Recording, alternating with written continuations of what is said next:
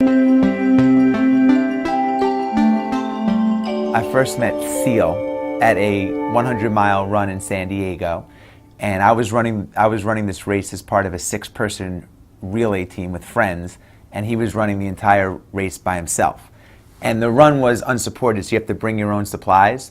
So we had, we overdid it a little bit. We had a tent, and we had masseuses and food. I mean, we were ready for, like, in case we had to stay there a week.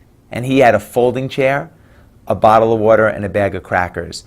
And I just thought to myself, like, who is this guy? I'd never seen anything like it. And during the race, I kept an eye on him, and around mile 70, he weighed probably 260 pounds, which is quite large for an ultra runner. He had broken all the small bones in both of his feet and had kidney damage, and he finished the race. So when it was done, I Googled him. He had a fascinating life story, and I decided literally to cold call him. And I flew out and met with him, and after sitting with him for a couple of minutes, I realized that I could learn so much from a guy like this and what makes him tick, and various buckets in my life would be so much better if a little bit of what he had rubbed off on me. I asked him to come live with my family and I for a month. So at the time that I invited Seal to come live with us, I had an 18-month-old son. I was married, still am, 2 more kids since, and I had sold a couple of businesses. I was in a great place professionally in my life, but I was also in a routine. And routines are great, but they can also be a rut.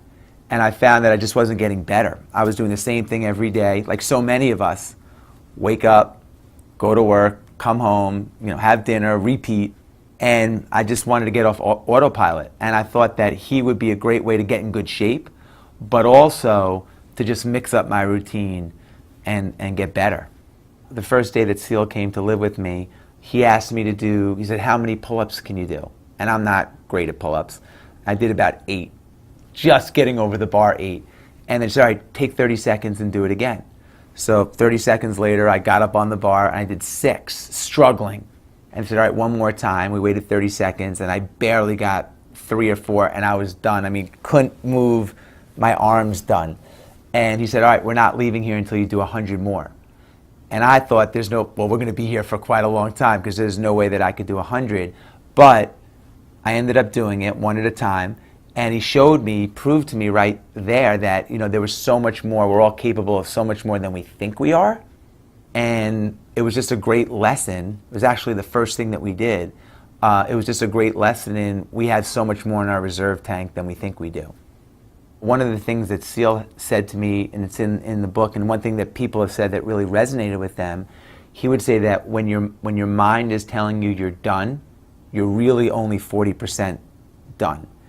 And he had a motto, if it doesn't suck, we don't do it. And that was his way of every day forcing us to get uncomfortable, to figure out what our baseline was and what our comfort level was, and just, turning it upside down. The 40% rule, maybe it's give or take a little, but look at a marathon. Most people hit the wall at a marathon at mile anywhere from 16 to 20. And 99% of the people in this country that run marathons finish, and predominantly all of them go through this, hit the wall. So where does that extra 50 or 60% or whatever the number is come from? I mean, it's their brain saying, I'm done, I don't want to continue, but their will saying, you know what, let me get to the finish line. So we all have that will. It's just a matter of how do we apply it to not just the once-a-year marathon, but to our daily lives and make it apply to a variety of things.